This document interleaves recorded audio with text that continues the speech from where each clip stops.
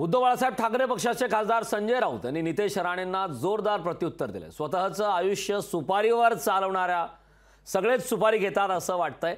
भांडूपचा देवानंदने सुपारी घेण्यामध्ये पीएचडी केली असं नितेश राणेंनी म्हटलं होतं। राऊतांनी पाडापाडीच्या राजकारणावर बोलू नये असं नितेश राणेंनी म्हटलंय। गडकरी फडणवीस पक्षासाठी वाहून घेतलेले लोक आहेत असं नितेश राणेंनी म्हटलंय। स्वतःचं आयुष्य सुपारीवर चालवणाऱ्या संजय राजाराम राऊतला सगळेच सुपारी घेतात असं वाटतं। हा भांडूपचा देवानंद यांनी सुपारी घेण्यामध्ये पीएचडी केलेली आहे। त्यांनी पाड्यापाड्याच्या राजकारणाचं बोलू नये। आता जे का तू लंडनला बसलायस ते लॉयड्स बँकमध्ये कुठले व्यवहार सुरू आहे?